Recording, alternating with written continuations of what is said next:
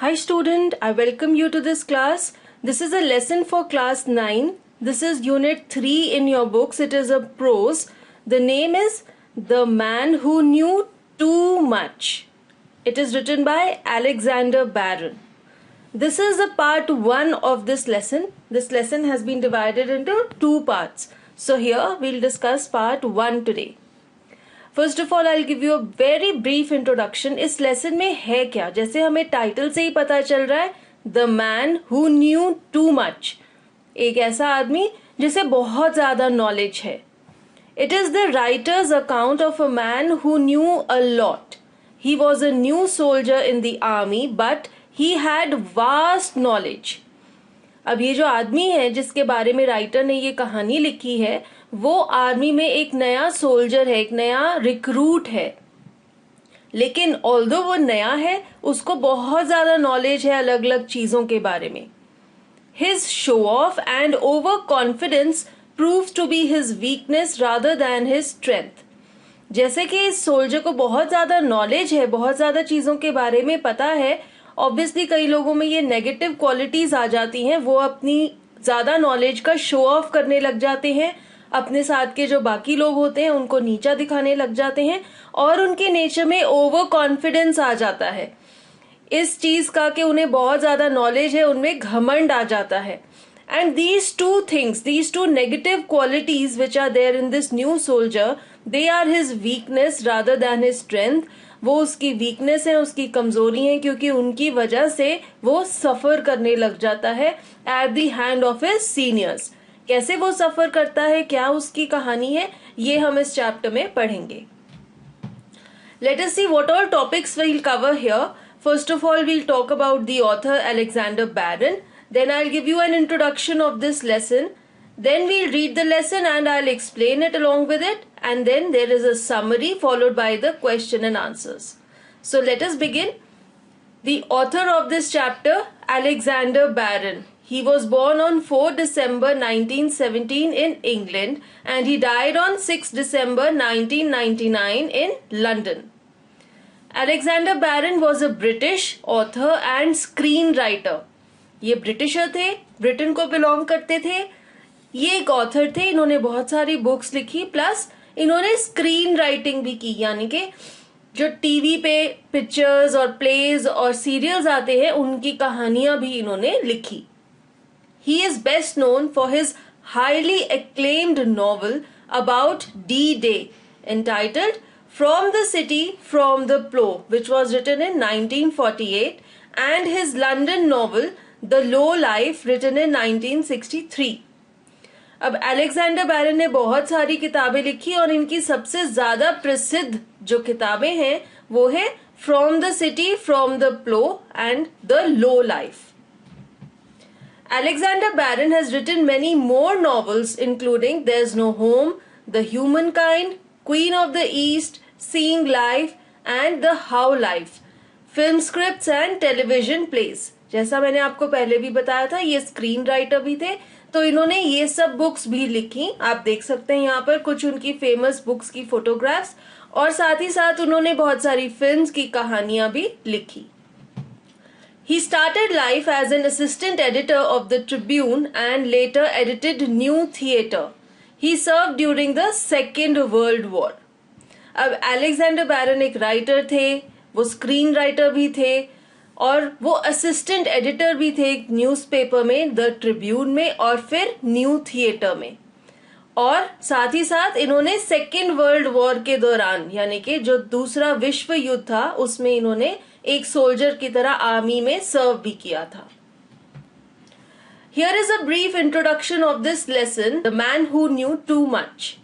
The story is about a young soldier named Quelch. तो कौन है ये सिपाही जिसे बहुत ज्यादा नॉलेज है, बहुत ज्यादा चीजें पता है? उसका नाम है क्वेल्च. He has been recently admitted in the army but has a vast and detailed knowledge of various things, guns, planes, etc. अब ये जो क्वेल्च है ये अभी अभी भर्ती हुआ है आर्मी में, लेकिन उसे पहले से ही इन सब चीजों के बारे में, बंदूकों के बारे में, जहाजों के बारे में बहुत ज्यादा नॉलेज है. He is keen to earn medals and positions and so keeps on increasing his knowledge. अब क्वेल्च बहुत जल्दी बहुत कुछ पाना चाहता है. He is very ambitious. He wants to gain a lot of good ranks and a lot of good medals in the army, and so he keeps on reading, he keeps on increasing his knowledge. वो अपनी ज्ञान को और ज्यादा बढ़ाता है, बहुत सारी किताबें वो हर वक्त पढ़ता रहता है. He is overconfident, shows off his knowledge to his seniors and shows his peers down. अब क्वेल्च क्या करता है, जब उसको इतनी ज्यादा नॉलेज है तो वो ओवर कॉन्फिडेंट है, उसमें घमंड है, उसमें अभिमान आ गया है कि उसे इतना कुछ पता है. और जब भी उसके जो सीनियर्स हैं, जो ऑफिसर्स हैं आर्मी के, वो उनको कोई भी लेक्चर देते हैं तो वो उनके लेक्चर को इंटरप्ट करके अपनी नॉलेज उनको बताता है और उसका शो ऑफ करता है, उसका प्रदर्शन करता है. और साथ ही साथ जो उसके साथ के बाकी कैंडिडेट्स हैं उन्हें नीचा दिखाता है, ये दिखा के कि देखो मुझे तुमसे कितनी ज्यादा नॉलेज है, तुम्हें तो कुछ भी नहीं पता. Everyone dislikes him and finally one of the officers puts him on a permanent duty in the army kitchen. अब इसकी ये नेचर की वजह से कि ये इतना घमंडी है और सब लोगों में अपनी नॉलेज को शो ऑफ करता है, कोई भी उसे पसंद नहीं करता. और एक दिन क्वेल्च के साथ क्या होता है, उसका एक जो सीनियर ऑफिसर था आर्मी में, वो उसे आर्मी किचन में एक परमानेंट ड्यूटी दे देता है. वो कहता है कि क्वेल्च बहुत ज्यादा रिस्पॉन्सिबल है, बहुत हार्ड वर्किंग है, इसलिए मेरे पास उसके लिए एक बहुत ही अच्छा काम है आर्मी किचन में ड्यूटी देना. These negative qualities of Quelch put an end to his bright career. अब जब क्वेल्च को परमानेंट ड्यूटी किचन में मिल गई तो उसका जो आर्मी वाला करियर था, जो वो प्लेन्स और गन्स के बारे में इतनी नॉलेज इकट्ठी करता था, वो तो यूजलेस हो गया. वो सारी नॉलेज भी वेस्ट हो गई और उसका जो इतना अच्छा करियर था कि वो एक बहुत ही अच्छा ऑफिसर बन सकता था आर्मी में, वो भी खत्म हो गया. It also came to an end. So what values does this lesson gives us? The lesson teaches us that we must remain grounded, down to earth. आपको कितनी भी ज्यादा नॉलेज है, कितना भी कुछ पता है, लेकिन उसका प्रदर्शन मत कीजिए, शो ऑफ मत कीजिए. Even if we are a storehouse of knowledge, we must keep it to ourselves until asked for. आपको बहुत सारी चीजों के बारे में बहुत नॉलेज होगी, लेकिन जरूरत से ज्यादा नॉलेज का दिखावा करना अच्छी बात नहीं है. आपको अपना ज्ञान अपने तक रखना चाहिए, ये आपके लिए है, आपका खजाना है. ऐसे ही दूसरों को अपनी नॉलेज दिखा दिखा के बता के बुरा नहीं फील कराना चाहिए, लो नहीं फील कराना चाहिए. Over confidence and show off are bad for a person and we must keep ourselves away from them. अगर हम बहुत ज्यादा कॉन्फिडेंट हैं, हमें इस चीज का घमंड है और हम अपनी नॉलेज का दिखावा करते हैं, ये क्वालिटीज हमारे लिए ही बुरी हैं, हमारे लिए ही नेगेटिव हैं और एक दिन ये हमें हानि पहुंचाएंगी. इसलिए हमें ऐसी नेगेटिव क्वालिटी से दूर रहना चाहिए. Now let us begin the lesson, the man who knew too much.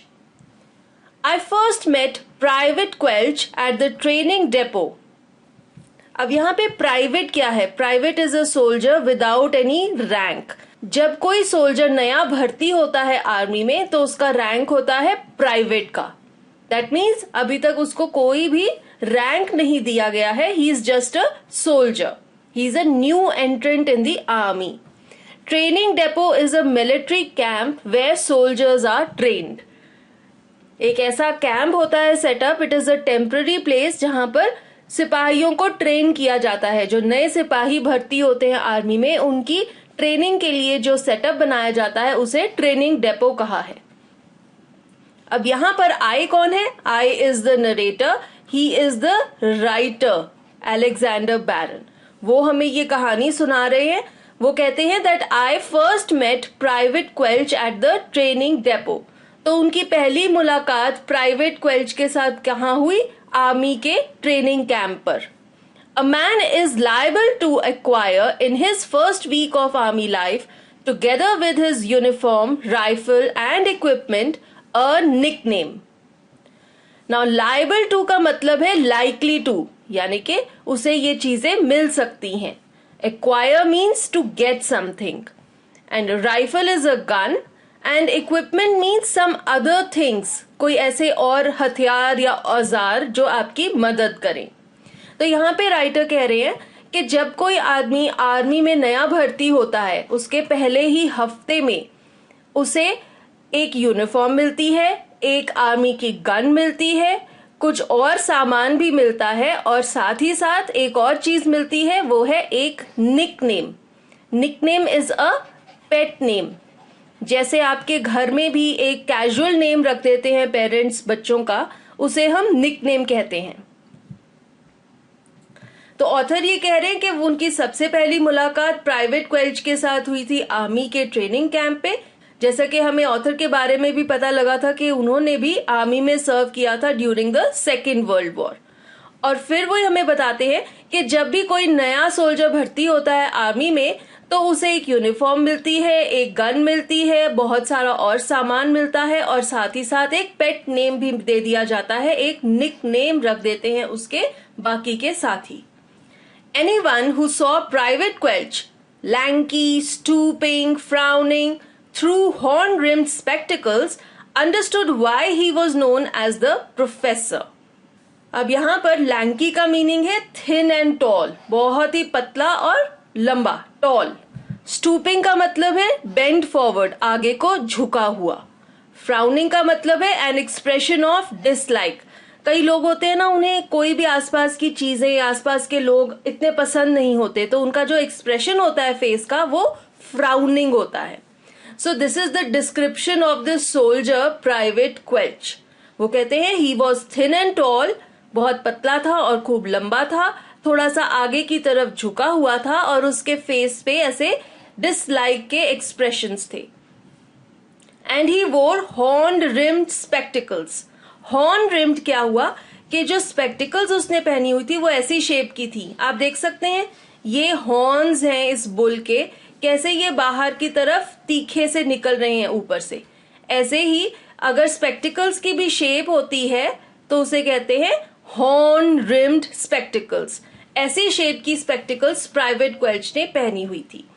तो यहाँ पे ऑथर कह रहे हैं कि अगर कोई भी एक लुक देगा प्राइवेट क्वेल्च को, कोई भी उसे देखेगा तो वो समझ जाएगा कि जो उसकी अपीयरेंस है, तो उसे ये जो निकनेम दिया गया था प्रोफेसर का, ये उसके लिए बिल्कुल सही था। तो यहाँ पे हमें पता चलता है कि प्राइवेट क्वेल्च की अपीयरेंस ऐसी थी, प्रोफेसर जैसी। वो बहुत ही पतला था, बहुत ही लंबा था, थोड़ा आगे की तरफ झुका हुआ था और उसके फेस पे एक गंभीरता और डिसलाइक का एक्सप्रेशन था और साथ ही साथ उसने ऐसे मोटे मोटे हॉर्न रिम की शेप के स्पेक्टिकल्स भी पहने हुए थे। Those who had any doubts on the subject lost them after 5 minutes conversation with him. Doubts means a feeling of uncertainty about something. अगर आपको किसी चीज के बारे में शक होता है या शंका होती है, that is a doubt. And conversation means talking. यहां पे सब्जेक्ट क्या है? Subject is the nickname of Quelch, that is professor. तो ऑथर ये कह रहे हैं कि अगर किसी इंसान को क्वेल्च के निकनेम के बारे में कोई डाउट होता था कि पता नहीं उसे प्रोफेसर क्यों बुलाते हैं, तो वो जब इससे 5 मिनट के लिए बात कर लेता था तो उसका ये शक भी दूर हो जाता था। उसे भी लगता था कि हाँ, ये निकनेम प्रोफेसर क्वेल्च के लिए बिल्कुल अप्रोप्रिएट है, बिल्कुल सही है। उसकी जो पर्सनालिटी भी थी उस पर भी ये निकनेम बिल्कुल सूट करता था। I remember the first lesson we had in musketry. Musketry means the art of using the infantry soldier's handgun. तो यहाँ पर हमें राइटर अपने फर्स्ट लेसन के बारे में बता रहे हैं जो उन्हें मस्केट्री के सब्जेक्ट में दिया गया था, यानी कि हैंडगन को कैसे यूज करना है। We stood in an attentive circle while a sergeant. Sergeant is an army officer of the rank of a sergeant. आप देख सकते हैं ऑथर ये बता रहे कि हम सब लोग एक सर्कल बनाकर गोल आकार में सर्जेंट के आसपास खड़े हुए थे और हम सब बड़े ध्यान से उनकी बात सुन रहे थे। A man as dark and sun-dried as raisins. Raisins क्या होती हैं?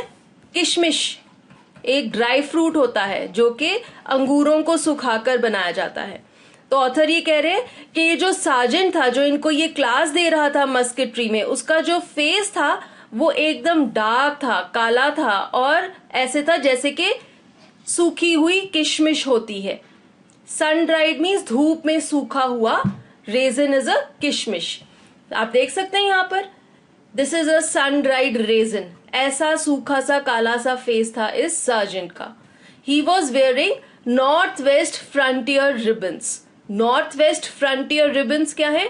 Decoration showing service in the north west province in British India, today a part of modern Pakistan. This is that ribbon. ये देख सकते हैं आप, ये क्या है? रिबन, एक मेडल है। इस सार्जेंट को ये मेडल दिया गया था जब इन्होंने नॉर्थ वेस्ट फ्रंटियर प्रोविंस, जो कि आज के पाकिस्तान में लोकेटेड है, वहां पर इन्होंने ब्रिटिश आर्मी में सर्व किया था और इनको उसके ऑनर में ये मेडल दिया गया था। तो यहाँ पर हमें सार्जेंट की डिस्क्रिप्शन सुनने को मिल रही है। उनका फेस था as dry and dark as a raisin, as a किशमिश, और उन्होंने ये मेडल पहना हुआ था जो उन्हें नॉर्थ वेस्ट फ्रंटियर प्रोविंस, जो कि आजकल पाकिस्तान में लोकेटेड है, वहां पर ब्रिटिश आर्मी में सर्व करने के लिए मिला था। He described the mechanism of a service rifle. Mechanism means working. तो ये जो सार्जेंट थे, ये इन सब बच्चों को सर्विस राइफल की वर्किंग, कि एक सर्विस राइफल कैसे काम करती है, उसके बारे में समझा रहे थे। The muzzle velocity or speed at which the bullet leaves the rifle, he told us, is well over 2000 feet per second. अब यहाँ पर सारे के सारे जो न्यू रिक्रूट्स हैं, उनको सार्जेंट ये बता रहे हैं कि जो स्पीड है that is well over 2000 feet per second. This is the speed, over 2000 feet per second. तो इतनी तेज गोली निकलती है इस बंदूक में से। मजल क्या है? आप देख सकते हैं यहाँ, ये जो गन है, इसकी जो ये एंड पॉइंट है जहां से गोली बाहर निकलती है, दिस इज द मजल। So the sergeant is taking a class of these new recruits and he tells them that the speed with which the gun fires the bullet is more than 2000 feet per second. A voice interrupted 2440 feet per second. It was the professor. Professor, we know, Quelch का nickname है. Interrupted means to stop. To intervene, कोई अगर अपनी बात बोल रहा है तो उसको बीच में ही रोक देना। जैसे कि सार्जेंट इन सबको बता रहे थे, इन सबको राइफल के बारे में पढ़ा रहे थे, उनकी बात को किसी ने रोक दिया। वो था प्रोफेसर, यानी कि प्राइवेट क्वेल्च। और वो क्या कहता है? 2440 फीट पर सेकेंड। तो जो स्पीड थी, जो कि सार्जेंट ने बताया था that it is well over 2000 feet per second, वो उसको करेक्ट करता है और कहता है कि 2000 फीट पर सेकेंड से ज्यादा है। और वो कितनी है एग्जैक्ट स्पीड? वो कहता है 2440 फीट पर सेकेंड। सार्जेंट ने बताया था 2000 एंड क्वेल्च बोलता है 2440। So this is his show off. He is trying to correct his seniors. उसके सीनियर ने बोला इट इज मोर देन 2000, तो वो उसको करेक्ट करके कहते हैं कि एग्जैक्ट स्पीड जो गोली की है that is 2440। So this is what is the first place where we come to know that how Private Quelch is showing off his knowledge. That's right, the sergeant said without enthusiasm and went on lecturing. Enthusiasm means energy, excitement or happiness. And lecturing means give an educational talk. जैसे कि हमारे class में भी जो teachers हमसे बात करते हैं, हमें कोई लेसन पढ़ाते हैं, दैट इज अ लेक्चर। तो जब सार्जेंट ने ये बात सुनी प्राइवेट क्वेल्च की, वो बहुत ज्यादा डिसअपॉइंटेड हो गए थे क्योंकि उनकी क्लास को, उनके लेक्चर को इसने इंटरप्ट कर दिया था और वो उनको करेक्ट कर रहा था। He was not very happy and so वो बड़े ही दुखी और लैकिंग एंथुजियाज्म के वे से बोलते हैं दैट्स राइट। और फिर उन्होंने अपना लेक्चर कंटिन्यू किया। When he had finished, he put questions to us, and perhaps in the hope of revenge, he turned with his questions again and again to the professor. जब class खत्म हो गई थी तो जैसे टीचर्स भी अपनी क्लास के जो उन्होंने लेक्चर दिया होता है उसके बारे में रिलेटेड क्वेश्चंस पूछते हैं, ऐसे ही सार्जेंट ने भी सब स्टूडेंट से रिलेटेड क्वेश्चंस पूछे और बार बार उन्होंने अपने क्वेश्चंस प्रोफेसर यानी कि प्राइवेट क्वेल्च से पूछे, क्योंकि ऐसा लग रहा था कि वो उससे बदला लेना चाहते हैं। जो उसने उनकी क्लास को बीच में इंटरप्ट कर दिया था, उस वजह से उनको गुस्से थे और इसलिए वो इस गुस्से का उससे बदला लेना चाहते थे और वो बार बार प्रोफेसर यानी कि प्राइवेट क्वेल्च से इस लेक्चर के बारे में रिलेटेड क्वेश्चंस पूछ रहे थे। The only result was to enhance the professor's glory. Enhance means increase and glory means fame. जब वो बार बार प्रोफेसर से क्वेश्चंस पूछ रहे थे तो क्या नतीजा आ रहा था कि बार बार प्रोफेसर और ज्यादा ग्लोरीफाई हो रहा था और ज्यादा उसकी प्रशंसा हो रही थी। क्यों? क्योंकि उसे हर क्वेश्चन का आंसर आता था। He had such a lot of knowledge, he was so well versed in everything that he gave the correct answers to all the questions. Technical definitions, the parts of the rifle, its use and care, he had them all by heart. He had them all by heart का मतलब है he knew the answers to all the questions. जो भी सवाल sergeant ने professor से पूछे, चाहे वो कोई टेक्निकल डेफिनेशंस थी, चाहे वो राइफल के पार्ट्स के बारे में नॉलेज थी, या उसको कैसे यूज करना है, उसका कैसे केयर करना है, प्राइवेट क्वेल्च को हर सवाल का जवाब आता था। The sergeant asked, "You had any training before?" अब वो इतने अच्छे से हर सवाल का जवाब दे रहा था कि सार्जेंट को लगा कि कहीं प्राइवेट क्वेल्च ने पहले भी किसी और जगह से ट्रेनिंग ली हुई है। The professor answered with a phrase that was to become familiar to all of us. Familiar means well known यानी कि जाना पहचाना।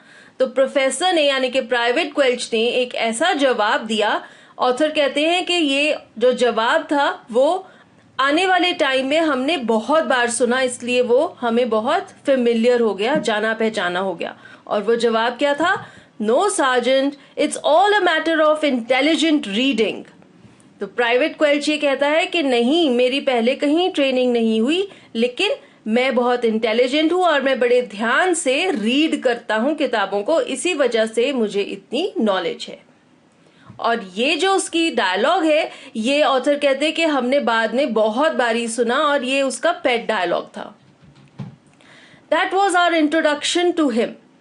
That was our introduction to him यानी कि जितने भी नए रिक्रूट्स थे उन्हें ये पता चला प्राइवेट क्वेल्च के बारे में कि वो किस तरह का आदमी है। वो बहुत ही नॉलेजेबल है और वो अपने बारे में ये बताता है कि वो बहुत ही इंटेलिजेंट है और बहुत सारी रीडिंग करता है। We soon learned more about him, he saw to that. Author ये कहते हैं कि बाद में धीरे धीरे हमें उसके बारे में और भी बहुत कुछ पता चला।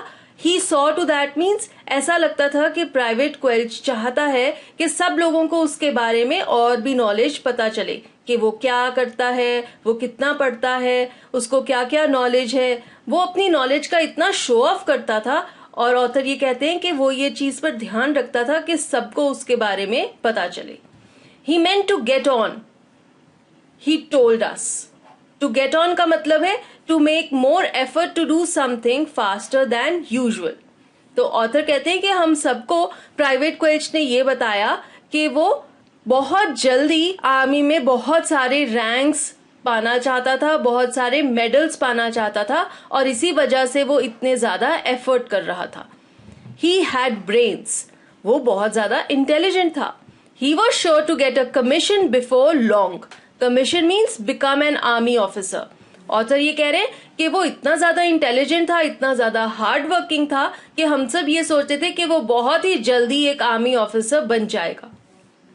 As a first step he meant to get a stripe. Stripe is a V shape band to indicate the rank of a soldier. अब ये देखिए, ये आर्मी के अलग अलग रैंक्स हैं और जो पहला रैंक था जो अभी क्वेल्च का था, दैट वाज प्राइवेट। और उससे बाद वो ये कह रहा है कि वो एक स्ट्राइप तो लेने ही वाला था। Stripe is a V shape band which indicates the rank of a soldier. जो सोल्जर का फर्स्ट रैंक है, ऑथर कहते हैं कि वो बहुत ही जल्दी क्वेल्च को मिलने ही वाला था। In pursuit of his ambition he worked hard. Pursuit means fulfilling his aim. जो उसका एम था, जो उसका मकसद था कि उसने आर्मी में बहुत सारे रैंक्स पाने हैं। And ambition means the aim. जो उसका टारगेट है। तो यहाँ पर ऑथर बता रहे हैं कि क्वेल्च बहुत ज्यादा मेहनत करता था अपना एम फुलफिल करने के लिए, अपना जो आर्मी का रैंक है, आर्मी ऑफिसर वो बनना चाहता था, उसे पूरा करने के लिए। We had to give him credit for that. Credit means praise, और ऑथर यहाँ पर प्राइवेट क्वेल्च को प्रेज कर रहे हैं। वो कहते हैं कि वो बहुत ज्यादा मेहनत करता था। He borrowed training manuals and stayed up late at nights reading them. Borrow means to take from someone and training manuals means the books. तो वो बता रहे हैं कि प्राइवेट क्वेल्च लोगों से किताबें भी लेता था और उन्हें रात रात भर बैठ के पढ़ता भी था। He badgered the instructors with questions. Badgered means troubled. जब वो ये बुक्स पढ़ता था तो उसके माइंड में कुछ क्वेरीज, कुछ क्वेश्चंस आते थे और वो अपने इन सवालों से अगले दिन सुबह जो उनके इंस्ट्रक्टर्स थे उनको तंग करता था, उनको बहुत सारे सवाल पूछता था। तो यहाँ पर ऑथर ये बता रहे हैं कि प्राइवेट क्वेल्च कितना मेहनती था। वो अपना जो सपना था आर्मी ऑफिसर बनने का, उसे पूरा करने के लिए बहुत ज्यादा मेहनत कर रहा था। वो बहुत सारी किताबें बोरो करके उन्हें रात रात भर बैठ के पढ़ता था और अगले दिन सुबह जो भी उसके सवाल होते थे उनके साथ अपने इंस्ट्रक्टर्स को परेशान करता था। वो अपने सारे सवालों के जवाब ढूंढता था। He drilled with enthusiasm and on route marches he was not only miraculously tireless but infuriated us all with his horrible heartiness. Drilled means exercised. Route marches means the training marches of battalions. जितनी भी army की battalions यानी कि teams होती हैं, उनकी जो practice करने के लिए ट्रेनिंग की मार्चेस होती हैं, जब वो लेफ्ट राइट मार्च पास्ट करते हैं। Infuriated means to anger someone, किसी को गुस्सा दिलाना। And horrible heartiness means the high spirits after a training day was unimaginable for others. Horrible means something which you cannot believe, बहुत ही गंदा, बहुत ही बुरा लगता है अगर कुछ आपको। और हार्टिनेस मीन्स बहुत ही अच्छा दिल, बहुत ही हाई स्पिरिट, बहुत ही खुशी। यहां पर ऑथर ये बता रहे हैं कि प्राइवेट क्वेल्च एक्सरसाइज भी बहुत दिल से करता था, बहुत मन से करता था। वो इतनी ज्यादा फिजिकल ट्रेनिंग भी करता था और वो कभी भी दुखी नहीं होता था, उसे कभी भी बुरा नहीं लगता था।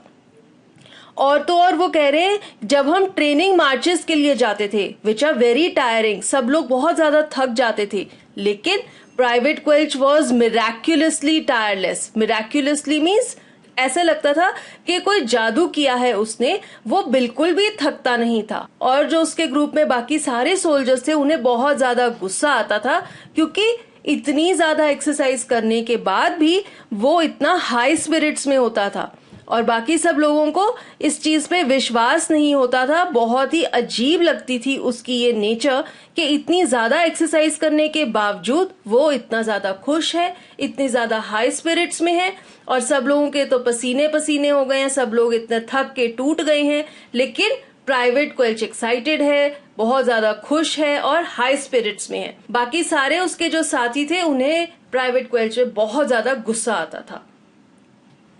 What about a song, chaps, is not greeted politely at the end of 30 miles. Greeted means met with. किसी को आप कैसे मिलते हैं, and politely means positively, happily. अब ऑथर ये कह रहे हैं कि हम लोग 30 मील के लिए भागकर आते थे और उसके बाद प्राइवेट क्वेल्च हमें कहता था What about a song, chaps? ये जो डायलॉग है इससे पता लगता है कि वो अभी भी बड़ा खुश था और बड़ी हाई स्पिरिट्स में था।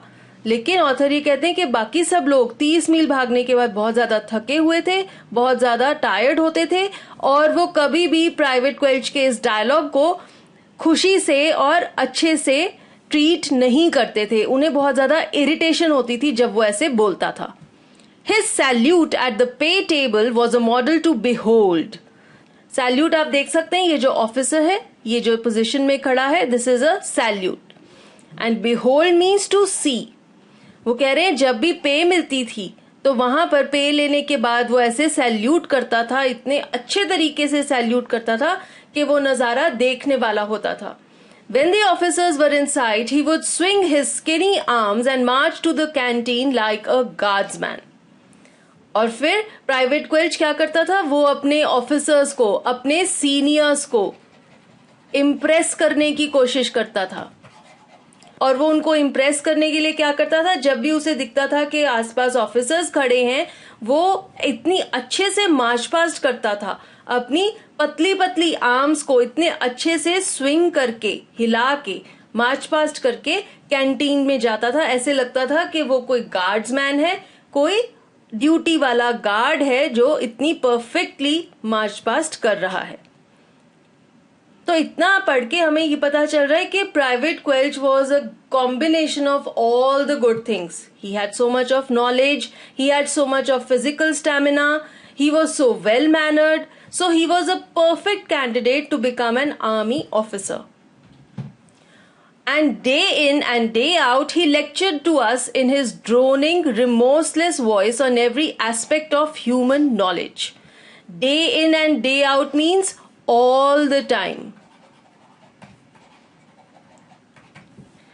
He lectured to us, यानी कि प्राइवेट क्वेल्च अपने साथियों को, अपने बाकी के जो कंपेनियंस थे, उनको भी लेक्चर करता था, उनको भी टीचिंग्स देता था। और उसकी आवाज कैसी थी? Droning. Droning is a continuous humming sound, जैसे ज्यादातर एरोप्लेन्स में से आवाज आती है, ड्रर, that is a droning sound. And it was remorseless. Remorseless means very cruel and harsh voice. Private Quelch की आवाज कैसी थी? It was cruel, it was harsh, it has a humming sound which was continuous. And he would give them lecture on every aspect, on every detail of human knowledge. तो private क्वेल्च को हर चीज के बारे में बहुत ज्यादा नॉलेज थी और वो अपने सारे कंपेनियंस को अलग अलग चीजों के बारे में क्लास देता रहता था। At first we had a certain respect for him, but soon we lived in terror of his approach. Terror means fear, किसी चीज का डर, एंड अप्रोच मीन्स अराइवल। जब भी कोई आपकी तरफ आ रहा होता है, दैट इज एन अप्रोच। तो ऑथर ये कहते हैं कि शुरू शुरू में तो हम प्राइवेट क्वेल्च की बहुत ज्यादा इज्जत करते थे कि वो इतना नॉलेजेबल इंसान है, इतना काबिल है वो, लेकिन धीरे धीरे हम उसके आने से डरने लगे। हमें डर लगता था कि कहीं वो आ ना जाए, क्योंकि जैसे ही वो आएगा वो क्या करेगा, वो सबको लेक्चर देने लग जाएगा, सबको अलग अलग चीजें समझाने लग जाएगा, शिक्षा देने लग जाएगा। And no one likes that a person is always teaching you, always lecturing you. We try to hit back at him with clumsy sarcasms and practical jokes. Hit back at him का मतलब है किसी से revenge लेना, to take revenge या बदला लेना। Clumsy means not well done, कोई काम अगर आप अच्छे से ना करें, सही से ना करें, that is clumsy. And sarcasm means to tease and laugh at someone, किसी के ऊपर मजाक कसना, किसी के ऊपर नेगेटिव बातें करके उसकी टांग खींचना। तो यहाँ पर ऑथर ये बता रहे हैं कि सारे के सारे जो नए रिक्रूट्स थे आर्मी में, वो सब प्राइवेट क्वेल्च से इतना ज्यादा इरिटेट हो गए थे कि वो उस पे मजाक उड़ाने लग गए थे और उसको टीज करने लग गए थे, क्योंकि वो उसकी ये जो नेचर थी कि वो हर वक्त उनको लेक्चर देता रहता है, उससे इरिटेट होकर उससे बदला लेना चाहते थे। The professor scarcely noticed he was too busy working for his tribe. Scarcely means hardly. वो कहते हैं कि प्रोफेसर यानी कि प्राइवेट क्वेल्च इस चीज को नोट ही नहीं करता था, उसे पता ही नहीं लगता था कि वो लोग उसकी टांग खींच रहे हैं, उसके मजाक उड़ा रहे हैं, क्योंकि वो सिर्फ अपने गोल की तरफ ध्यान रखे हुए था। और उसका गोल क्या था, उसका एम क्या था कि उसने रैंक लेना है, उसने सोल्जर का जो फर्स्ट रैंक है, एक स्ट्राइप है, वो अर्न करनी है, और उसके लिए वो मेहनत करता रहता था। उसे और कुछ पता ही नहीं चलता था कि उसके बाकी कंपेनियंस उसके मजाक उड़ा रहे हैं, उसकी टांग खींच रहे हैं। He was unaware of all this because he was very busy working for his goal. Now with this, part 1 of this chapter comes to an end. Thank you.